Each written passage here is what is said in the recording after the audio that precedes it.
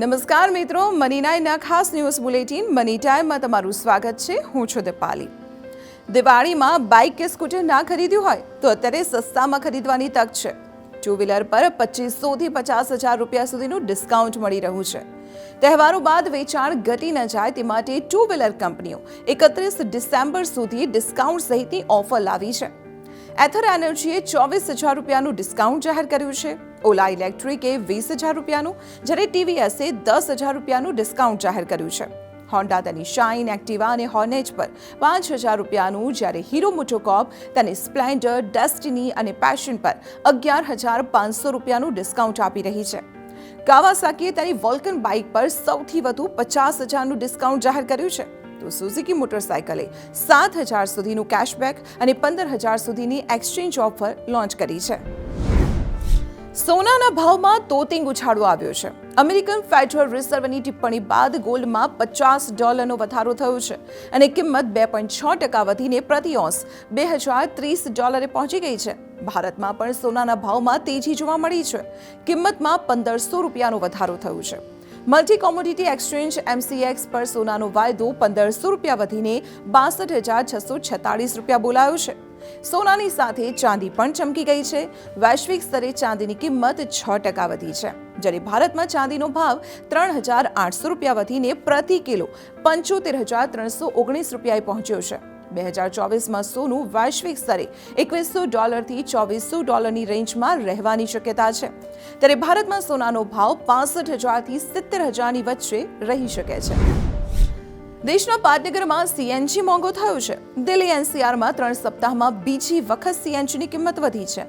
1 kilo CNGના ભાવમાં 14 ડિસેમ્બરથી ₹1નો વધારો કરાયો છે. હવે દિલ્હીમાં 1 કિલો CNGનો ભાવ ₹76.59 થઈ ગયો.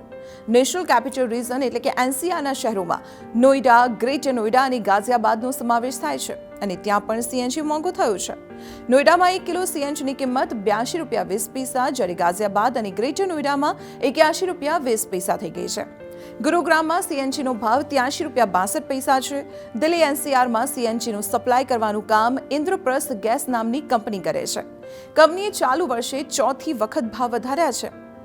અમદાવાદની વાત કરીએ તો ગુજરાત ગેસ કંપનીના 1 કિલો CNGનો ભાવ ₹74.26, જ્યારે અદાણી ગેસનો ભાવ ₹77.59 છે. 2023નું વર્ષ મિલેટ્સ યર તરીકે ઉજવાઈ રહ્યું હોવાથી મિલેટ્સની માંગ વધી છે. જાડા ધાન્ય કે હલકા ધાન્યને મિલેટ્સ કહે છે.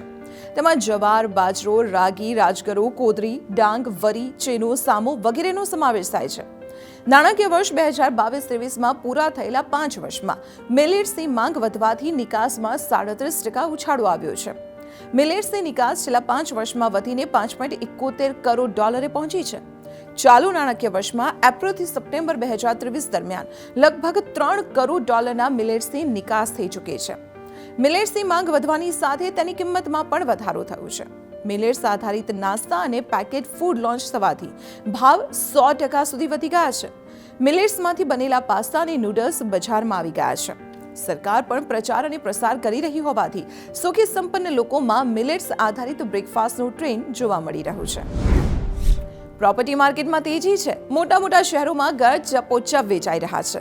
2023ના પ્રથમ 9 મહિનામાં દેશના ટોપ 7 સિટીઝમાં 3.5 લાખ કરોડ રૂપિયાના ઘર વેચાઈ ગયા છે. 2023ના બાકીના 3 મહિનામાં અંદાજે 1 લાખ કરોડ રૂપિયાના ઘર વેચાઈ જવાનો અંદાજ છે. આમ સમગ્ર વર્ષમાં જેટલા ઘર વેચાશે તેનું મૂલ્ય 4.5 લાખ કરોડ રૂપિયા હશે. વર્ષ 2022માં ટોચના 7 શહેરમાં વેચાયેલા ઘરનું મૂલ્ય લગભગ 3.27 લાખ કરોડ રૂપિયા હતું અને તેના કરતાં વધુ વેચાણ તો 2023ના પ્રથમ 9 મહિનામાં થઈ ચૂક્યું છે. સૌથી વધુ વેચાણ મુંબઈ મેટ્રોપોલિટનમાં થયું છે. મુંબઈમાં 1.64 લાખ કરોડ રૂપિયાના ઘર વેચાયા છે, જ્યારે નેશનલ કેપિટલ રીજન એટલે કે NCRમાં 50,000 કરોડ રૂપિયાના ઘર વેચાયા. હૈદરાબાદ, પુણે, કોલકાતા, ચેન્નઈ અને બેંગાલુરુમાં પણ ઘરનું વેચાણ વધ્યું છે.